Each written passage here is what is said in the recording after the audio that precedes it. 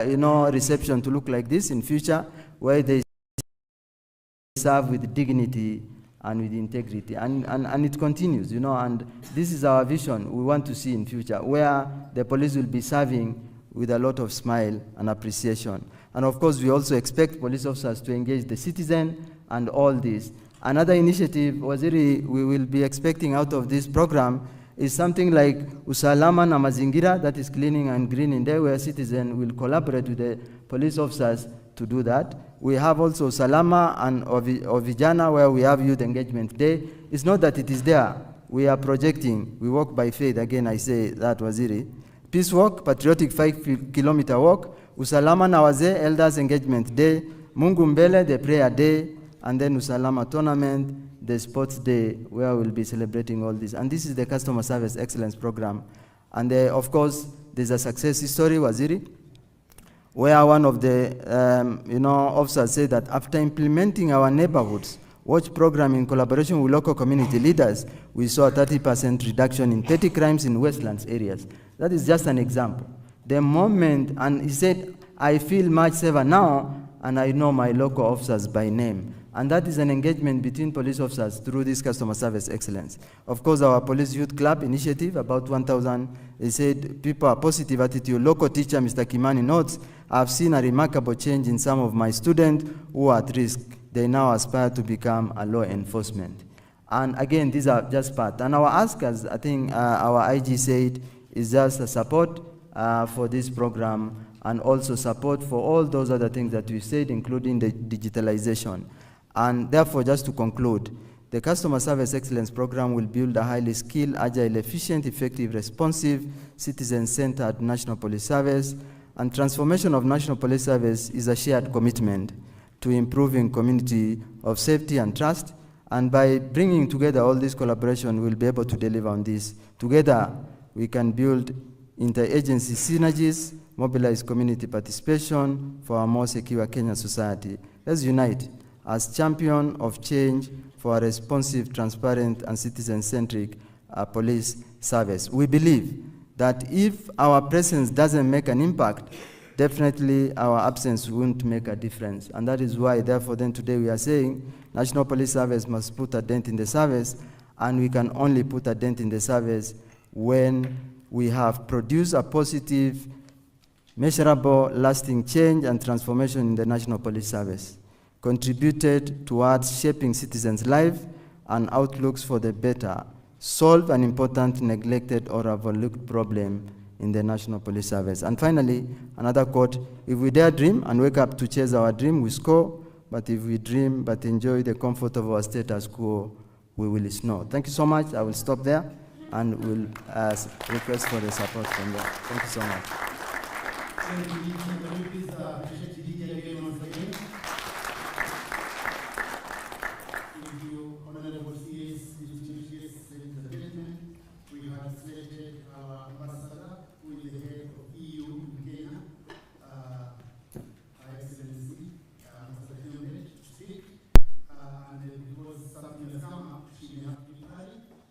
With your permission, I'm requesting that I call her forward to make her remarks, and also allow her, with your permission, to attend to the other emergency.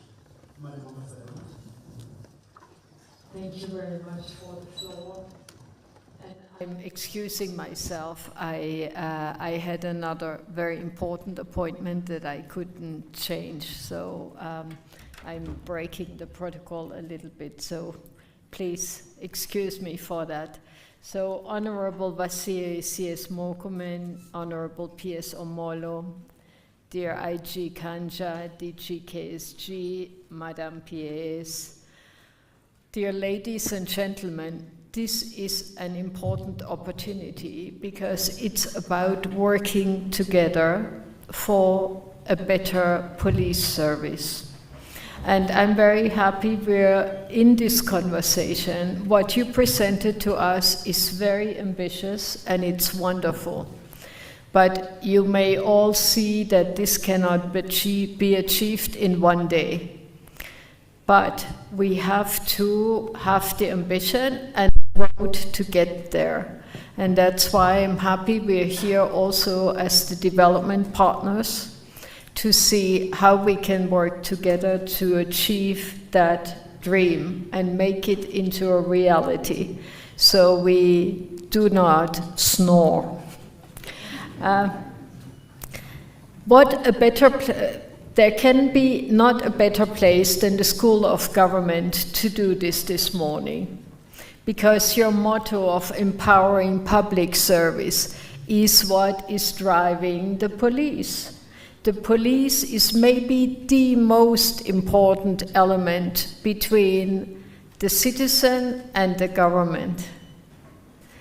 And is the citizen running away from the police or running towards the police? That's the big question, and we want the citizen to run towards the police, not away.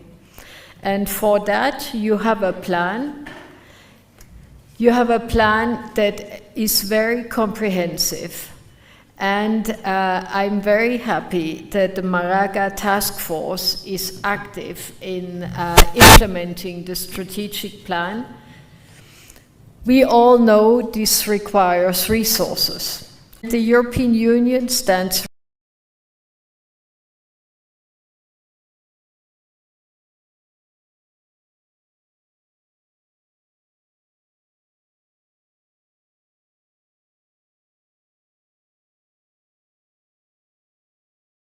to support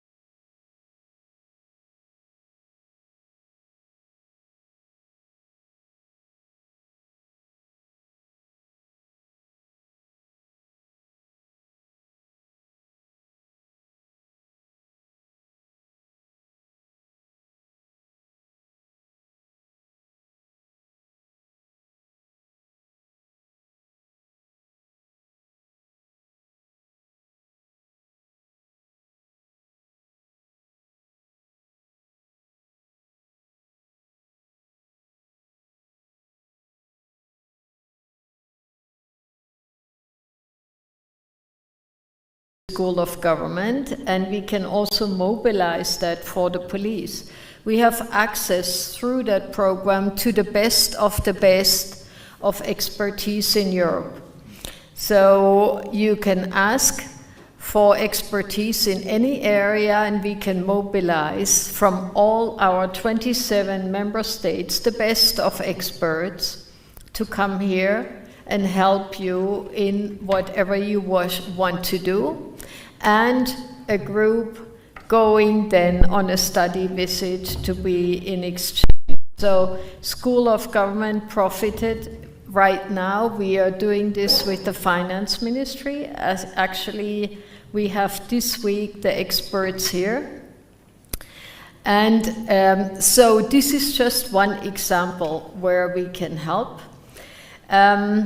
We are already at the moment engaging with the NPS in the system review that is done by EACC. And we really hope that this achieves the goal number 3, promoting transparency and accountability. In our justice sector reform program, the second phase that we have started is focusing on the fight against corruption. And that's why we're so interested in the digitization of the traffic fines and the occurrence books, because we feel that this will make a big contribution also to the fight against corruption and for transparency and trust of the public in its police. Thank you very much. Asanteni sana. Thank you so much, Madam Ambassador. We sincerely appreciate, and once again, our sincere apologies for the program running that way. But we do hope that you'll also be able to catch up. Your presence and words have been most acceptable to us. Honorable Seers, distinguished guests, ladies and gentlemen, we are now going into the second last segment of our morning breakfast, where we have a few remarks which will be crowned by your final keynote address.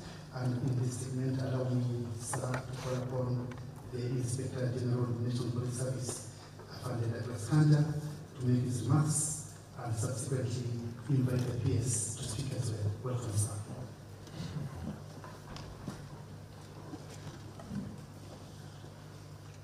Thank you very much, Simon. Our Cabinet Secretary, Mr. Committee and National Administration, and chief guests.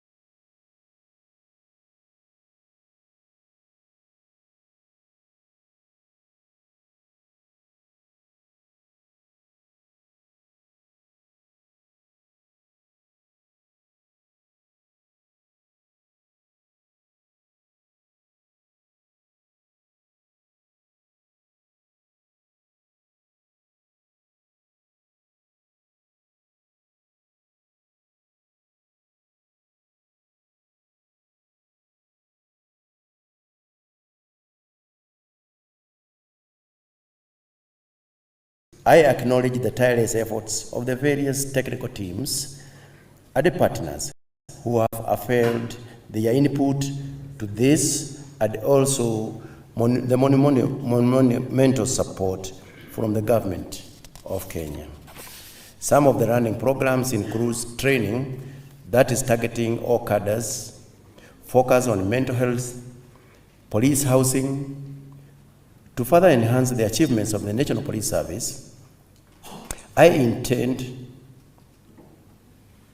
to ensure that professionalism and accountability is outlined in the strategic plan of the police service, in collaboration with the Ethics and Anti-Corruption Commission, in undertaking an examination into the systems, policies, procedures, and practices, all aimed at identifying weaknesses that lead to corrupt practices at work, so as to combat corruption fully.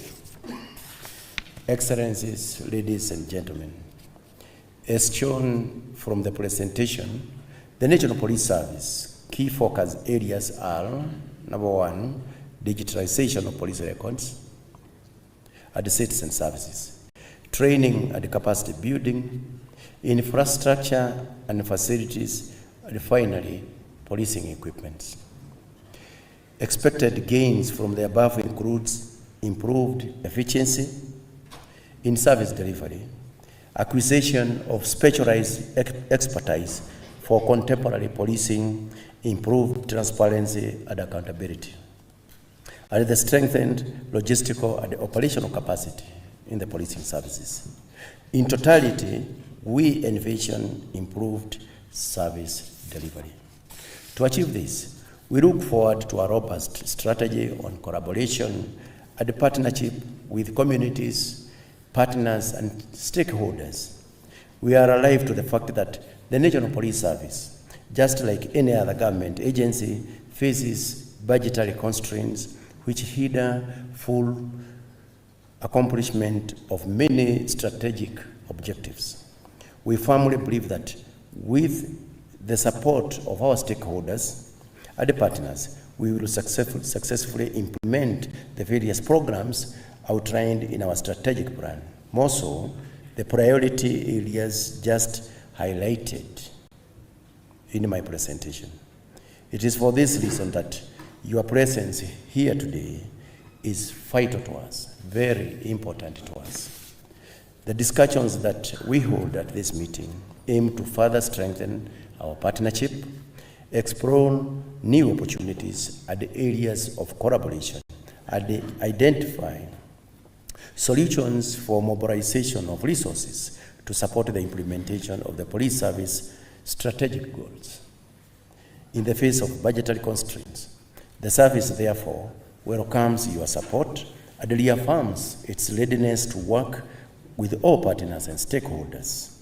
I call upon all of us to seize this opportunity to advance discussions on realizing the mentioned strategic objectives and also in attaining professional policing services for the citizenry. At this juncture, it is important to note that the National Police profoundly appreciates the continued support and collaboration from various partners and stakeholders, without which milestones we celebrate today would not have been achieved. I conclude my remarks by reiterating that as we navigate this landscape, marked by both opportunities and significant challenges, your continued partnership is critically important for efficient and effective service delivery and for sustained protection of rights and freedoms of the people.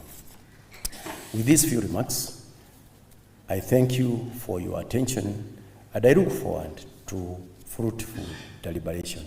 Thank you very much.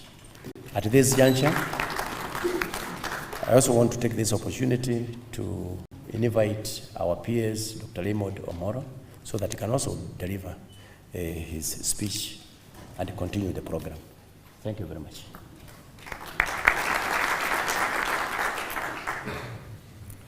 Thank you, Inspector General of Police, the CS Interior and National Administration, the Honorable Kipchumba Murkomen. Let me write on all the protocol that has been established so that then we are able to save on time.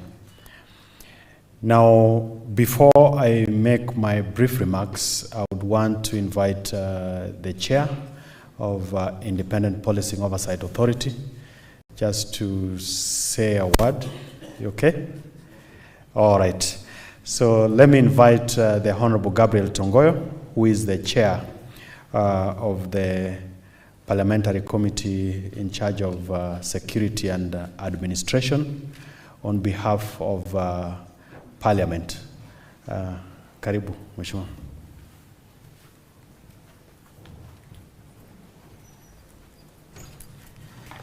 Thank you so much.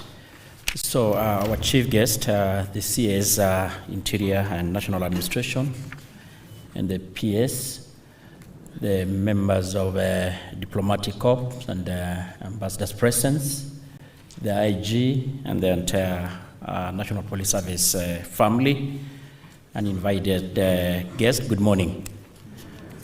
Maybe before I say one or two, we want also to just appreciate we had come with my vice chair, who is seated in our midst, Didoras, Colonel, retired. It's good you stand up to be appreciated. Thank you so much.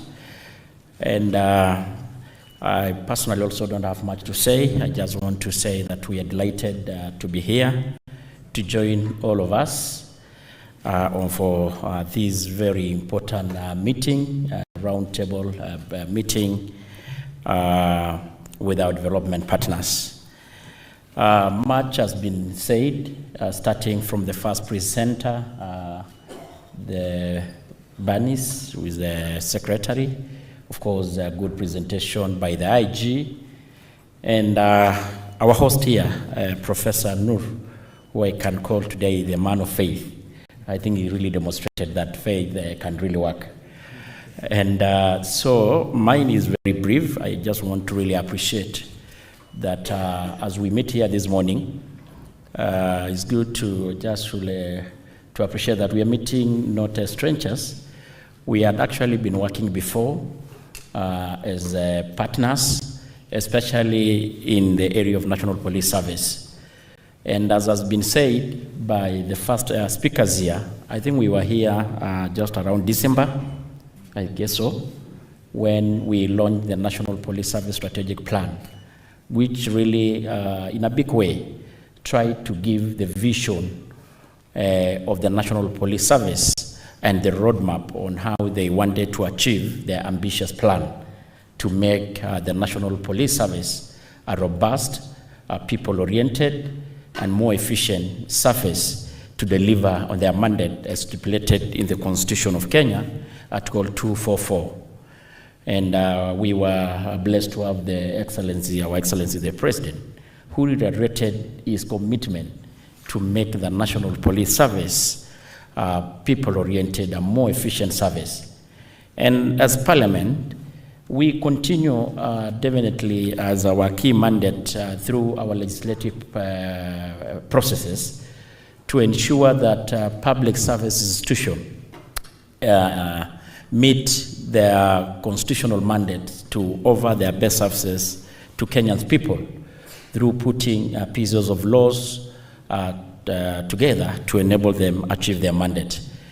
And one among the many that talk about in matters National Police Service is one that is an amendment that is through Parliament, actually through the second reading, going to the third reading, on amendment on the National Police Service Commission, which aim at establishing social support and mental well-being in every county, so that it can able to help our police officers who go through stress because of the nature of their work, and many more, which I don't want to speak much into that today. I just want also to really appreciate that we all remember that from the first day when the President of the Republic of Kenya, His Excellency William Ruto, took oath of office, he made it very clear from day one that his big vision for the National Police Service, starting by giving the financial autonomy to the National Police Service. He re-embarked on the issue of modernization to enable the police officers perform their duties better in a more robust way, which I'm sure the PS or the CS may talk much into that. And to this end, as a body that appropriate funds, I want to confess that to this end, we had managed to appropriate about 9 billion around there, Bwana PS, into modernization of the National Police Service, which the IG himself confessed to us that it has really gone a big, it has done a big deal to help the National Police Service perform their duties, even in curbing the issue of the cattle rustling and other acts of crime in the northern part of Kenya and the North Rift. And of course, we all remember that, of course, even the issue of improvement of the welfare of our police is top in the priority. And actually, in the current financial year, we managed to give about 5 billion Kenyan shilling to improve on the wages and salaries of our police officers, so that we continue to motivate them and improve their morale in serving the country. The IG has talked about a big plan on the issue of the housing in collaboration with the Ministry of Housing and Urban Development. There is a whole big plan to ensure that our police officers live in dignified manner through improvement of their housing program.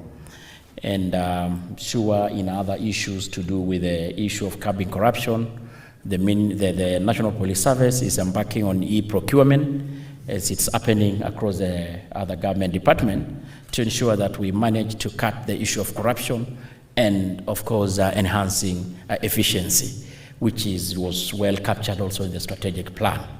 So I think we are really walking on the right direction. But having said this, ladies and gentlemen, and I'm sure that is the big reason we are seated here today, the National Police Service still have a big gap in the budget to enable it able to actually perform effectively.